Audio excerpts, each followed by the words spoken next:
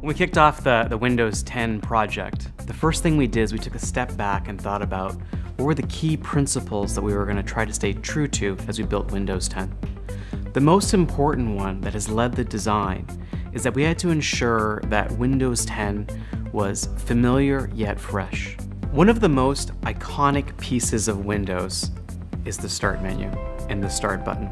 And as we went to design the Start menu for Windows 10, we had to think about our legacy and where Start has come from and where we wanted Start to go. On Windows 7, what did our users love about the Start menu? They loved the ability to see things they had frequently used. You have that on the new Start menu. They loved the ability to have this feature called a jump list. What a jump list is when you actually see the item, Excel or Word or Photoshop, there's a little chevron that lets you see all your frequent documents. We didn't have that on Windows 8. So all of these kinds of things that people loved, that made them efficient, that they had used for years, all of those things are there on the Start menu on Windows 10. On the right side of the Start menu, you'll see a bunch of default tiles. That is your space. You can make it large or small. You can put anything there. It becomes your digital dashboard for the things you frequently use. And if you are using our modern applications, it's the opportunity for you to use live tiles to quickly get information at a glance. The second design principle that we really focused on for Windows 10 was around input. Windows 7 was all about keyboard and mouse. Today, when you walk into a retail store, more than 50% of the PCs support touch.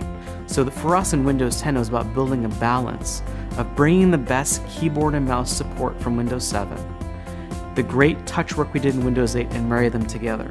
And marry them in a way that a user is in control. If you want to use touch works great. You want to use keyboard and mouse works great. You have a pen, or you have an amazing new precision touchpad, they all work, and it's up to the user, and you don't need to decide. The third principle that we had was about trying to make the most productive desktop. We have a new search box, which is the entry point also to Cortana, and then we have the taskbar. You will see 3 applications from Windows 10, specifically our new browser Edge, File Explorer, and an entry point to the Windows Store so you can get access to all of our new modern applications. Along the bottom here, we have an area called the System Tray. It looks very familiar to users. First and foremost, let's start with the clock. The clock had not changed in many versions of Windows, but the clock is where you expect it to be. It looks like a standard calendar and clock, but it feels more modern. As we move over, we have access to the soft keyboard. And then also moving forward with making the operating system more modern, we have brought forward the notion of an Action Center. And the Action Center is very similar to what you've seen on your mobile devices. So you can very easily get to airplane mode, brightness, quiet hours.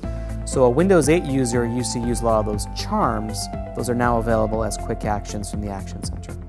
A lot of our power users use a feature called Alt-Tab to switch windows.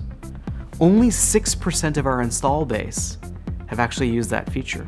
We went and addressed that in Windows 10 by adding a button on the taskbar, which allows you to easily get a view of all of your running windows and switch to another item. Makes you more productive. We put that feature out there, and we have over 50% of our insiders using that frequently. We made a bunch of investments around Snap, so we have something called Snap Assist. So now I snap a window, and we quickly allow you to see the other windows that are running, so you can snap another.